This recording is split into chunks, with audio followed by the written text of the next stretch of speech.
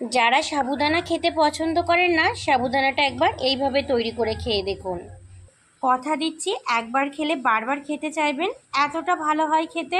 মুখে দেয়া মাত্রই কিন্তু মিলিয়ে যাবে, এতটা সুন্দর খেতে দেখুন, আর কতটা চকচক করছে।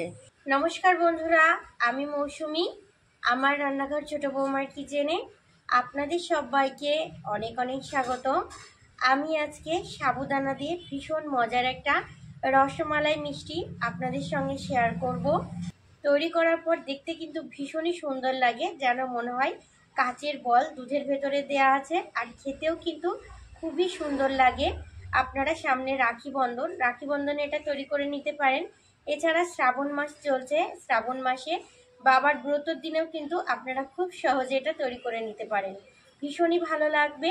ভিডিওটা না টেনে শুরু থেকে শেষ পর্যন্ত দেখবেন, খুবই ভালো লাগবে। কিন্তু যে সকল বন্ধুরা এখনো পর্যন্ত আমার চ্যানেলটা সাবস্ক্রাইব করেননি, চ্যানেলটা সাবস্ক্রাইব করে আমার পাশে থাকার অনুরোধ রইল। তাহলে বন্ধুরা, এখন আমি সাবুদানার রসমালাইটা তৈরি করা শুরু করব। সাবুদানার রসমালাইটা তৈরি করার জন্য আমি এখানে 200 গ্রাম পরিমাণে সাবু নিয়েছি। আপনারা আপনাদের পরিমাণটা বুঝে নেবেন, তবে 200 গ্রাম সাবু দিয়ে কিন্তু অনেকগুলো রসমালাইয়ের বল তৈরি করা হয়ে যাবে। এবার একটা বাটির ওপরে একটা ছাকনা বসিয়ে নিয়েছি, আর এবার সাবুর দানাটা আমি নিয়ে নেব এই ছাকনার উপরে। দেখুন, আমি এখানে কিন্তু ছোট দানার সাবুটা নিয়েছি, আর এই ছোট দানার সাবুটা দিয়ে কিন্তু রসমালাইয়ের বলগুলো তৈরি করলে দেখতে খুবই ভালো লাগবে। আপনারাও চেষ্টা করবেন এই ছোট দানার সাবুটাই নেওয়ার। একবার আমি জল দিয়ে সাবুদানাটাকে খুব ভালো করে ধুয়ে নেব। দেখুন, খুব সুন্দর করে ধুয়ে নিয়েছি, আর এইভাবে আমি এখন রেখে দেব জলটা সম্পূর্ণ ঝরে যাওয়ার জন্য। পুরোপুরি 30 মিনিট আমি সাবুদানাগুলো এইভাবে ছাকনার উপরে রেখে দিয়েছি, আর এতে করে খুব সুন্দর করে জলটা ঝরে গেছে, আর সাবুদানাগুলো কিন্তু খুব সুন্দর করে ফুলে নরমও হয়ে গেছে। জলটা কিন্তু সম্পূর্ণ ঝরে গেছে, আর সাবুদানাগুলো কতটা সুন্দর নরম হয়ে গেছে দেখুন, আর কতটা সুন্দর ফুলে উঠেছে। সাবুদানাটা আমি এবার আলাদা একটা জায়গার ভেতরে নিয়ে নিচ্ছি। একদম কিন্তু জল নেই দেখুন। কিছুটা চিনি আমি আগের থেকে মিক্সিতে একটু ভালো করে গুঁড়ো করে নিয়েছি, এখান থেকে আমি মেপে 2 টেবিল চামচ পরিমাণে দিয়ে দেব।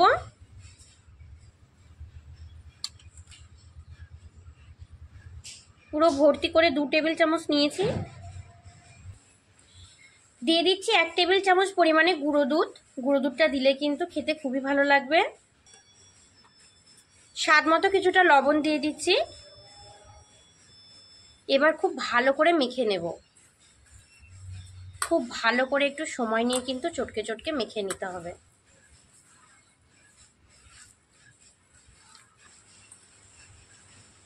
বেশ কিছুটা সময় ধরে আমি খুব ভালো করে মেখে নিয়েছি।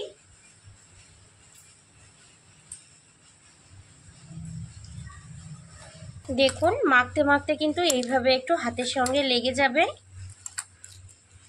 আর সমস্ত সাবুর দানা কিন্তু একদমই এরকম ম্যাশ হয়ে যাবে না, কিছু কিছু দানা কিন্তু এর ভেতরে থেকে যাবে।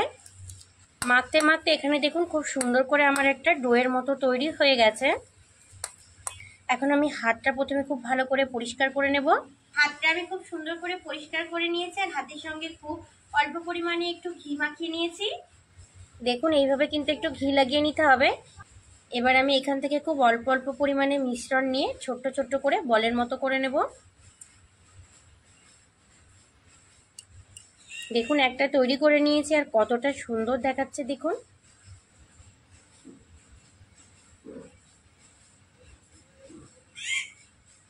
সমস্ত বলগুলো আমি সেম একই রকম ভাবে তৈরি করে নেব। দেখুন, সমস্ত বলগুলোকেই আমি একে একে তৈরি করে নিয়েছি। সাবুর রসমালাইটা তৈরি করার জন্য এবার একটা কড়াই বসিয়ে নিয়েছি। কড়াইয়ের ভেতরে এবার আমি দিয়ে দেব 500 গ্রাম পরিমাণে গরুর দুধ। দুধটা আমি আগের থেকে জাল দিয়ে ঘন করে নিয়েছি। আমি এখানে 750 গ্রাম দুধ নিয়েছিলাম, দুধটাকে আমি জাল দিয়ে ঘন করে 500 গ্রাম করে নিয়েছি। দুধটা এবার দিয়ে দিচ্ছি। দুধটা আমি কড়াই দিয়ে দিচ্ছি। 4টে ফাটানো এলাচ নিয়েছি, এলাচটা দিলে কিন্তু ফ্লেভারটা খুবই সুন্দর আসবে। এলাচটা আমি দিয়ে দিচ্ছি। হাফ বাটি পরিমাণে চিনি নিয়েছি, চিনিটা এবার দিয়ে দিচ্ছি। জাল দিয়ে আমি দুধটাকে আরও একবার খুব ভালো করে ফুটিয়ে নেব। দেখুন দুধটা খুব সুন্দর করে ফুটে উঠেছে।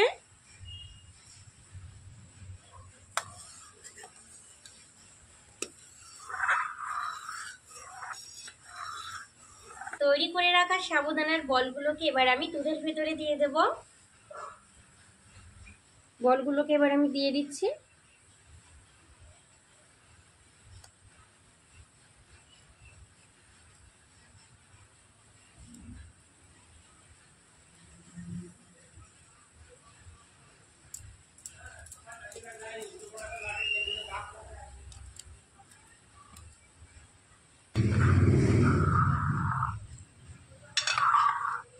এবার কিছু সময় দুধের ভেতরে আমি বলগুলোকে খুব ভালো করে ফুটিয়ে নেব।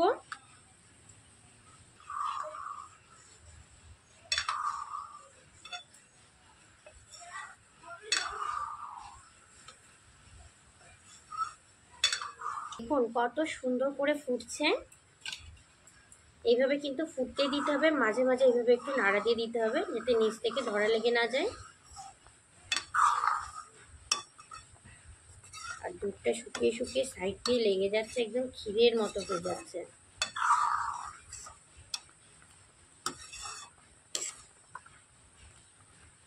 দেখুন সাবুদানার রসমালাইটা আমার একদম পুরোপুরি রেডি হয়ে গেছে। কতটা সুন্দর হয়েছে দেখুন। আর আমি রসের ঘনত্বটা এরকমই রাখবো, কারণ ঠান্ডা হওয়ার পরে কিন্তু রসটা আরও ঘন হয়ে যাবে। আর যদি সম্পূর্ণ ঘন করে ফেলা হয় তখন কিন্তু একদম শুকিয়ে যাবে, তখন আর খেতে ভালো লাগবে না। আমি এরকম ঘনত্বে রেখে এটাকে এখন নামিয়ে নেব। আর বলগুলো কতটা সুন্দর দেখাচ্ছে দেখুন, একদম কাচের বলের মতো মনে হচ্ছে যেন চকচক করছে। রসমালাইয়ের রসের ঘনত্ব কিন্তু এইরকমই হয়, একদম কিন্তু ঘন হয়ে যায় না। আর এটাই কিন্তু খেতে খুবই ভালো লাগে। আর বলগুলোকে কতটা সুন্দর দেখাচ্ছে দেখুন। এবার আমি নামিয়ে নেব।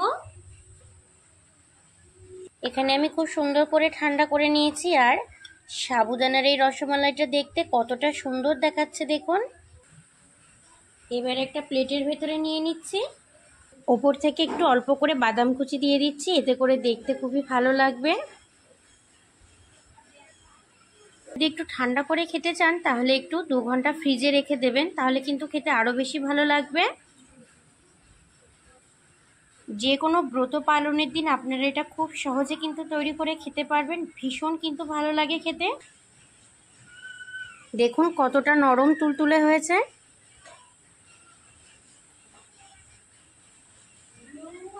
মুখে দেয়া মাত্রই কিন্তু মিলিয়ে যাবে, এতটা সুন্দর খেতে দেখুন। আর কতটা চকচক করছে। আমার আজকে তৈরি সাবুদানার এই রসমালাইয়ের ভিডিওটা ভালো লেগে থাকলে অবশ্যই ছোট্ট একটা কমেন্টে জানাবেন। ভালো থাকবেন আপনারা সবাই, সুস্থ থাকবেন।